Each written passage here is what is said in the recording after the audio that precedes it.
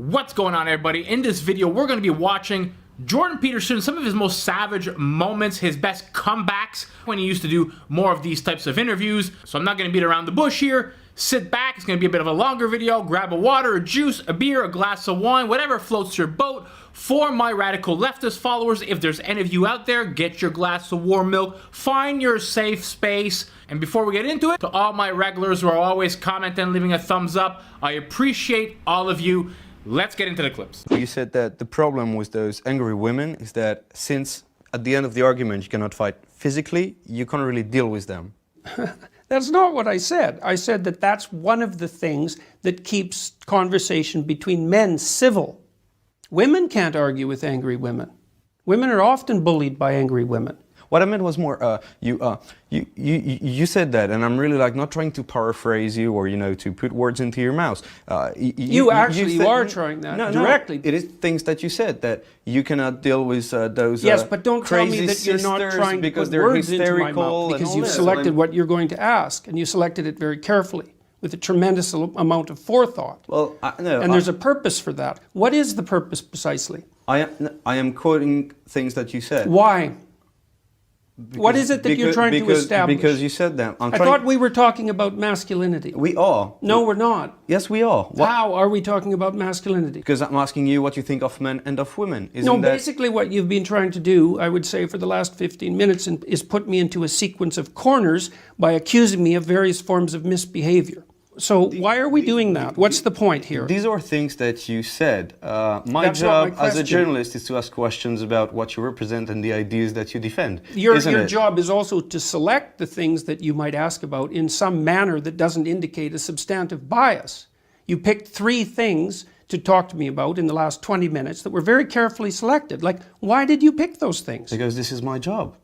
No, not necessarily. You could be asking me, for example, why I've spoken to 250,000 people live in the last 8 months. That might be more newsworthy. Well, we're not going to have a big debate about journalism, but if a journalist doesn't ask the tough questions, how can you give the good answers? But it depends on what the tough questions are. It depends on I didn't think that they would be tough. We're talking about things that you said. I mean, if it's easier to have conversation between men, because there is this underlying threat, you know, of a physical contact. I don't think it's easier. It tends to be somewhat more civil. This is the question, the heart of the matter. So on the one hand, you say, look, you don't have a clue what you're doing, stay out of it, right? But we live in democratic systems where it's our responsibility not to stay out of it. So how do you manage that? Because you seem to be saying leave it to humility. Humility, right? But humility doesn't preclude activism. Generally it does, yes. Why? But Why that doesn't mean that I'm saying that there is no situations under which political action or activism is justified, because there are clearly situations under which it's justified. But it's not the first thing that you should be taught how to do when you're an 18-year-old person going to university and you don't know a damn thing. So I don't doubt that there's callow youth. I don't doubt that people have a lot to learn. And they're not learning it from their professors either. That may be true. That may be true. But you're clearly, I mean, a big part of your narrative comes from that energy of resisting that kind of, you know... Circumventing it. Circumventing, but you're also saying, you know, these people who complain about the world, they should just focus on their own, what they can control themselves and work within that space. To begin with. To begin with, but equally, there is a slight derision in the tone about people who actually care about bigger than self issues. It's not slight. Okay, it's big then. So, bigger than self problems, which arguably... They don't care about them. They just act like they're just acting out the delusion that they care about them generally. You seem to be caught up I watch the activists at the universities. Right. I know what they're like. And we've seen the videos and we know that kind of confrontation. Yes. And I don't We've seen Wilfrid Laurier, for example. I've seen many, but I don't doubt that there are those who are like that. But there are many millions more, and I mentioned Gandhi, but you know, arguably... You can't use him as an example. Okay, well, Buddha, for example. Buddha left his wife and child. Yeah, but you can't use them as examples. Okay, first of all, like Buddha's like Christ. It's like, well, there's Christ. It's, yeah. What do you mean? No, there's Christ in university activists? No, but there's... Like, no. Well, there's... so Martin Luther King, can I use him? Yeah. Right? So Martin Luther King had an affair. It was quite well known. You know, his personal life was a bit complex. Yeah. But you wouldn't say that, you know, he had to sort that out before he went to sort of try and deal with civil rights in the US. So I'm trying to get at the core of the tension. No, I would say that his own personal faults didn't preclude his social responsibility. Right. And it really is important to get that straight. But I would say that his own personal faults served as a detriment to his overall mission. Right. And then I'm not, believe me, I am not saying that if I was in Martin Luther King's position, I would have done a better job. It's like, I am not saying that, man, not in the least. In the workplace, let's say, both ways, but you're playing with fire. And you need to know what the rules are. We don't know what the rules are. Okay, how about what if I said it is okay to flirt with your coworker from time to time, but don't grab them in the privates? Well, that seems, I think we could agree that might be a reasonable start, right? But then, of course, you still have the problem of exactly what constitutes acceptable flirting. Do you feel like the majority of people then who are sort of in this Me Too movement right now who have been speaking out, yeah. I mean, do you really think all of them are saying that you can't flirt at all? Or do you think most of them are saying, you just don't grab me in the privates? Because I just, as somebody who also has read about this, who's studied it quite a bit, who has followed it very intensely, it really does seem like the message is like, hey, don't pull your robe off, don't grab me in the boobs. No, I think it's worse than that. You do? Yeah, well, look at what happened with NBC. Now you're supposed to report your coworkers if you suspect them of romantic entanglements. That's been true about American, that is one symptom. But this is a policy now. It is. It's a policy at one company about sort of this industry-wide problem. Yeah, it's a response to it, but it's a bad response. You said, is it only about not being grabbed? It's like, no, it's not only about that. If it was only about not being grabbed, would you be okay with it? Well, I'm not in favor of people being involuntarily grabbed. I'm not in favor of sexual harassment or sexual assault, and not in the least. I already told you what I think. I'm a sexual conservative. Sure. I don't think people should have sex on the first date. I think they should be very careful with sex, right? So I'm not in the camp of let's grab each other under the mistletoe at the Christmas party, because what the hell? I'm not in that camp. I'm in the be bloody careful camp. I'm confused about how this dovetails with your thesis that the left is too preoccupied with being non-confrontational. Right? The left is too preoccupied well, just that with we are. That's interesting. Okay, all right. No, that's a good question. The idea that liberals, especially intellectuals, are preoccupied with politically correct speech, that they're not. I see what. And yet. No, they're too preoccupied with identity politics by a large margin, and they tend to categorize everyone by their ethnicity and their sex and their gender, and I think all that does is turn people into tribal actors, and that the end result of that is catastrophe. Jordan Peterson looked really unimpressed with what that lady was trying to feed him, didn't he? Guys, if you like this type of content, if you're not already subscribed, if you haven't left a thumbs up on the video, I'm not asking you to subscribe. We all get lots of notifications, but a thumbs up really goes a long way into helping your boy out. Let's get back to the video. As a clinical psychologist, I've often treated people with anxiety, and people wonder, practically, individually, clinically, why are people anxious? And I think, that's a completely ridiculous question. The reasons for anxiety are starkly self-evident. What I wonder is, why aren't people terrified out of their skulls so badly every second of their life that they can't even move? Yeah, and you all laugh because you understand that. It's like anxiety, that's no mystery. It's like brief spells of calm, that's a mystery. Okay, and a client will come to me and say, well, I'm procrastinating. Why do I procrastinate? It's like, no, that's a stupid question. It's easy just to sit there and do nothing. What's the mystery is why you ever get up and do anything difficult at all. Procrastination is the default. And psychologists ask, doctors ask, well, why do people take cocaine? It's like, no, it's it's the wrong question. The right question is, why not, like an addicted rat, don't you just take cocaine all the time until you die? That's the question. And this question about meaning is like that too. Is there meaning in life? That's a stupid question. And I'm serious about that. That's not a question you ever ask yourself if you're in pain, right? Because when you're in pain, you know that life has a meaning. It's the pain. And you can't argue yourself out of that meaning. And so, when we're asking whether or not life has meaning, that isn't what we mean. What we mean is in the face of life's pain and suffering, does life have any positive meaning? And that is not the same question. Well, I'm sure that though you don't think that a trans woman is a woman, and do you think that that is what is behind or explains your opposition to this idea of a law mandating you to use a preferred pronoun, is because you don't actually believe that that's the truth, that a trans woman is a woman and therefore you can't use that pronoun? No, that's not my argument at all. Really? Yeah, really. My argument is that the government shouldn't compel voluntary speech. No, but I know what your argument is, and no, you've but made that's it very really clearly. It. No, but that's exactly it. There's but the motivation There's behind no motivation behind it. But you don't believe I wouldn't that trans put woman is a woman. everything on my online in my life to take the stance I did unless I had thought that through very deeply. And I've thought it through very deeply. There aren't hidden motivations that have to do with some arbitrary prejudice against trans people. Okay. It's pure and simply this. There's never been a time in English common law history where the government compelled speech, and the Canadian government dared to do that. And that was unacceptable. And they masked it with this show of compassion for the oppressed, and I don't buy it. Marxists say, well, that wasn't real Marxism. What it really means, and I've thought about this for a long time, it's the most arrogant possible statement anyone could ever make. It means, if I would have been in Stalin's position, I would have ushered in the damn utopia instead of the genocidal massacres, because I understand the doctrine of Marxism and everything about me is good.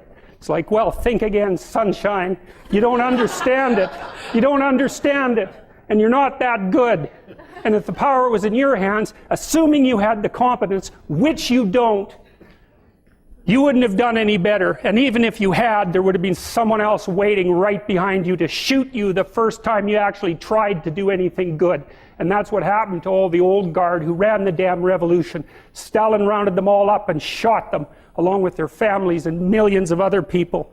So even if you do happen to be an avatar of moral purity that you claim implicitly, the probability that you'd get to act out your goodness in relationship to those possessed by your ideology is zero. Those are the sorts of problems that trans people face every day, being out of housing, being considered, considering suicide. These are really big problems. My refusal to use pronouns because left-wing activists want me to use them has nothing to do with whether or not trans people are having difficulties in society. And I'd also like to point out that I've had many letters of support. Isn't it? I've had many letters of support from trans people, and they tell me that the trans activists don't support them, and most trans people Jordan, actually wanted to be referred to as he or she. Doesn't mean they that weren't you my are friends. Untransphobic. They just weren't because my you friends. know a few people, just because you've talked to a few trans people, you don't know the trans community like the trans community does. You've got no idea what it's like to be trans. Professor Pete, Professor Pete, I'm sorry to interrupt. Let's let Professor Peterson finish his thought, please. All right. So, the trans activists aren't proper representatives of the trans community because they haven't been elected by the trans community. Nobody elected you either, Jordan. I'm not speaking for anyone except myself, and on behalf of other people, perhaps who want to maintain the right to free speech. I'm not claiming that I'm a representative of white people or white men or any other group. I'm speaking on behalf of myself, and so I'm not taking. But Professor Peterson, let me jump in there, though, because we have seen an evolution of language. There are words that we don't use anymore. Not by legislation. Well, legislation or not, there are words that have evolved. We don't use, for example, I'm Asian.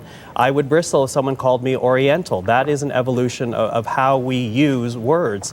How is this different, whether legislated or not? I understand. I understand legislatively, but if at the heart of it is to allow a student to study free of what they feel is discrimination, why not help that along? I already made my case for why not help that along. I believe that this legislation is extraordinarily dangerous, and there's other elements of it too that we haven't even got to in our society yet, like the protection for gender expression. And I've looked at gender expression in the Ontario Human Rights Code, and as far as I can tell, gender expression is best summarized in a single word: fashion. You know, it's too bad that he doesn't do these interviews anymore. People are always trying to bait him into saying something just so they can have a quick snippet or a little bit of a clickbait thumbnail. Always trying to corner him, press him on stuff, put words in his mouth. I think he just got tired of it, to be honest with you. He's a multi-millionaire now. He doesn't need to do this. He's got his own platform, his own podcast. He does his speaking events. And he can pick and choose the conversations that he wants to have with people that are probably more on his level of intellect. If you've not watched his shows on the Daily Wire platform, I suggest you find a way to see them because they are tremendous. Let's get back to it. When people talk about common ground, it's got to be founded on some kind of truth. And when we have feminists saying, I don't believe in the biological differences between men and women, well, that's why it's controversial. Where do you go from there? That's why it's controversial to say what you're saying, and it's controversial to say, hold on a second, maybe a girl on testosterone therapy winning high school wrestling meets is a problem. That's controversial. Yeah, maybe that's a bad idea. It's just possible that that's not a very good idea. You know, I mean, it's hard to imagine that that could be the case. But, well, in this idea that I don't believe in the biological differences between men and women, it's like, well, what do you mean by believe? Exactly. It's like you act out your belief. You know, I mean, what the hell does that mean? And what do you mean? See, what do you mean by belief? What do you mean by biology? And what do you mean by gender? Like, as soon as you put those three concepts together in a sentence that says, I don't believe in the biological difference between the genders, you throw the meaning of all three of those words up into the air so far that no one can tell what you're talking about, including you. Yeah. And that's the goal, though, I think, a lot of the time. I think it's Oh, definitely. Definitely. The goal, part of the goal is an all-out assault on the categorical structure. Of Women's Affairs in New Zealand, and the Minister of Women's Affairs, or the Minister for Women as she's known, suggested recently that there were too many white old men on boards in New Zealand of private and public companies, and just suggested that they needed to move aside so there could be more diversity. Your response to that suggestion?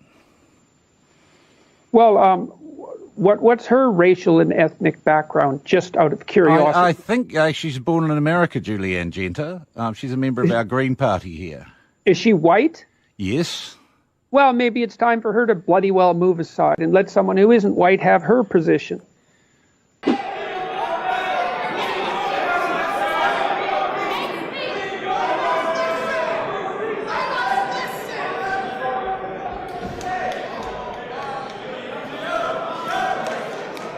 That's pure narcissism at work, by the way.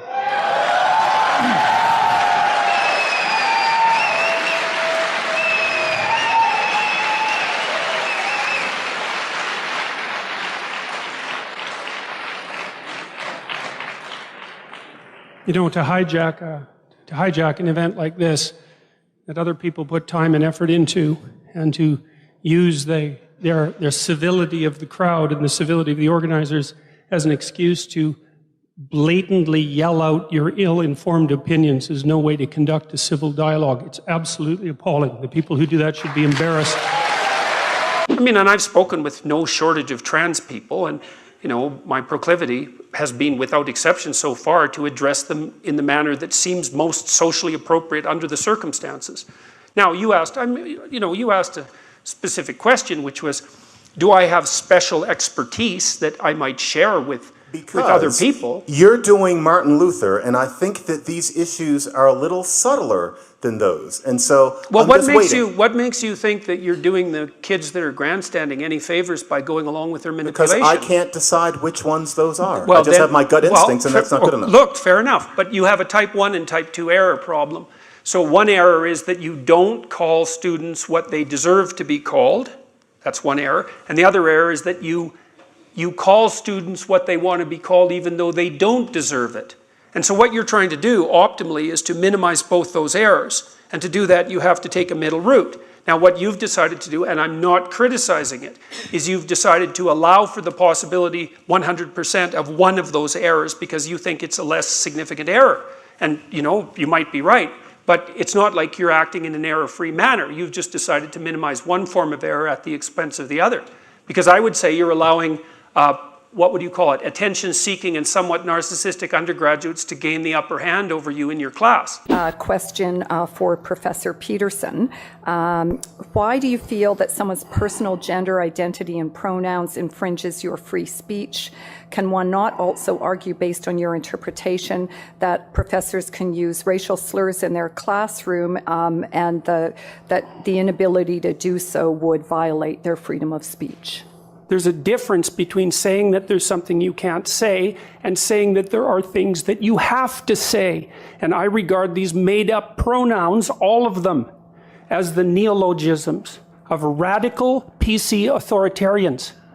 Do Do you understand that? And I'm not a fan of that sort of person. And the reason I'm not a fan of that sort of person is because I've done my homework. I've read everything I can get my hands on in the development of authoritarian political systems, and I know the literature inside out and backwards. And I am not going to be a mouthpiece for language that I detest. And that's that. This is such an old snippet because I remember where I was living at the time that this interview dropped on TVO in Ontario. I was still living in Canada. Jordan Peterson was still teaching at the university. And it's so crazy to me to think that if the Liberal government in Canada didn't poke this man so much, they didn't poke the bear, so to speak, he might still be in his classroom posting his lectures. Imagine how lucky these students were to have this man as their teacher. And this is how I Jordan Peterson. I used to listen to his classroom teachings. They're still online, I'm sure, on his YouTube page. If you went to the oldest videos, I'm sure you can still find them. And they're excellent. Absolutely excellent. And it's funny to me that these clips that we're watching right now have stood the test of time. Everything that this man predicted pretty much has come through. People were calling him crazy. You're going off about the pronoun stuff. Don't worry, there'll be no laws about that. And look where we are today. More divided than ever, playing identity politics. Jordan Peterson hit the nail on the head years ago. Let's get back. As you might imagine, you've been a topic of conversation on this campus a lot in the past week or so, certainly among a lot of us who discuss politics. And one of the things that sort of united people who like and dislike a lot of your ideas is that we appreciate your defense of free speech, and we appreciate you coming here to talk about it with us. But one of the things I thought was really interesting is Professor Van Dyke addressed the distinction between you and Jonathan Haidt. And you mentioned this as sort of a temperamental one. And I think, I'm sure that's true to some extent, but I noticed you've made a lot of more sort of substantively inflammatory claims. Like in the course of this lecture, you called the authors of Facebook posts demons and totalitarians. In past events, you've called them things like neo-Marxists, cultural Marxists. You've called them, I believe, a fifth column that is committing treason against the West. And it seems to me this is more than temperamental. This is a substantive difference. And it's a substantive difference, yes. And another thing you've done is that, unlike Haidt, you have a more sort of comprehensive political program. You've talked a lot in defense of traditional hierarchies, both of gender, of class, so on, though emphatically not of race. And so it seems that I haven't talked about defense of traditional hierarchies in terms of gender and class. That's not true. Well, you've talked about hierarchies in society. You've talked about that's true. I have done that, but I haven't justified them on the basis of gender and class. Whatever the two categories. You talk not about, okay. That's an important distinction. Okay, but you defend hierarchies in society in a way that you talk a lot about the Pareto distribution. Yes. That doesn't mean I defend it. Well, okay. Okay. Yes. Well, I mean, I think you talk Observing that something exists is not the same as defending it. How in the world? Well, people attack it, right? What's that? And you don't. People attack it. Attack inherently attack the hierarchies of society as inherently unjust, right? Well, they're unjust, but they're also useful. Okay, so you say they're useful. Some people would disagree look at with it that this way. proposition. Okay, look at it this way.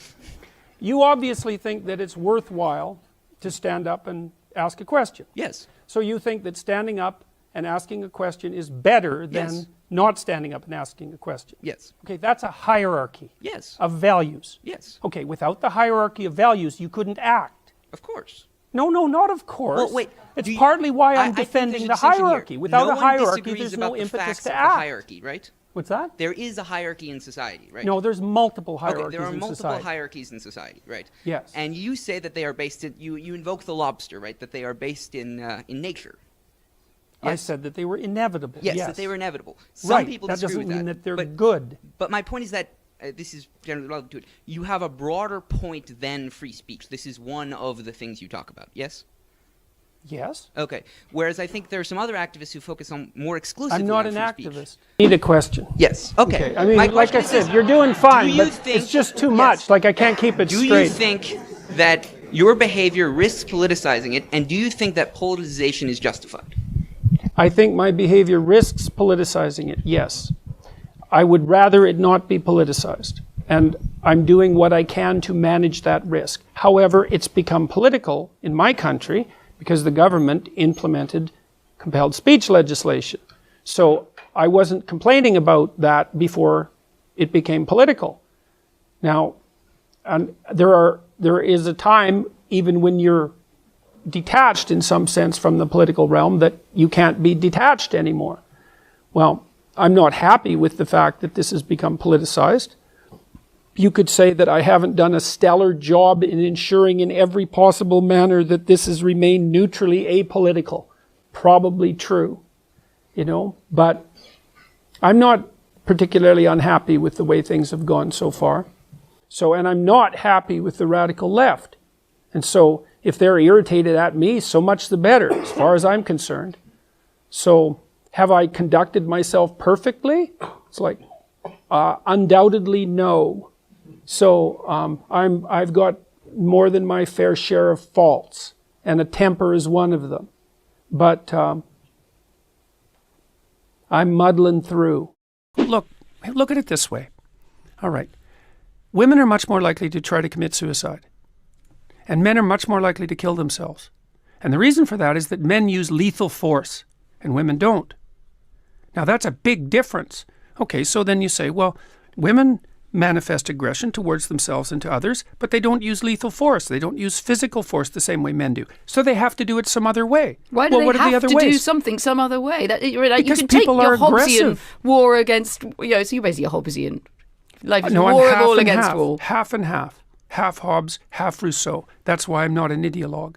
Because I don't think that people are good or evil. I think they're both. I don't think that culture is security or tyranny. I think it's both. And I don't think that nature is benevolence or catastrophe. I think it's both. And that's why I'm not an ideologue. Well, it's not an essentially bad idea. It's a terrible idea. The tyranny of the patriarchy and the West. It is an absolutely terrible idea when you assume that the fundamental reality of the West is patriarchal tyranny. It's like, compared to what exactly? Our societies are more free and more productive than any other societies in the world and than any other societies that have ever existed. Now, that doesn't mean they're without their faults. No, but if you look and you say, look at the facts, and you look at who's in power... And who is in power exactly? And what exactly do you mean by that? Let's say men. Political power. Mainly men. It depends on the domain. It's certainly not the case in anything that has to do with the provision of health. It's not the case in education. No, but say political power. At the very upper echelons. Yes, at the very upper echelons, yeah.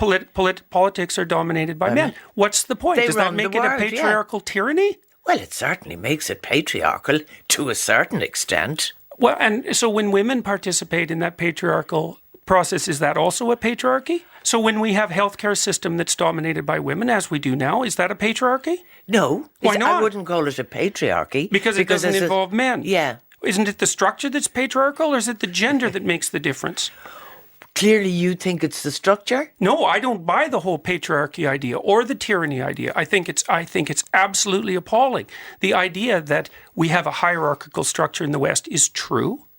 The idea that hierarchies tend towards corruption and deception and stultification across time is true. It's certainly the case that we need to be awake and criticize our institutions, but that is not the same thing as calling the West a patriarchal tyranny. And words matter. All right, guys, that's it for this video. I hope you enjoyed these clips. If you're still here at this point, consider subscribing to my channel, help it grow, and I will catch you all in the next video. Peace out, everybody.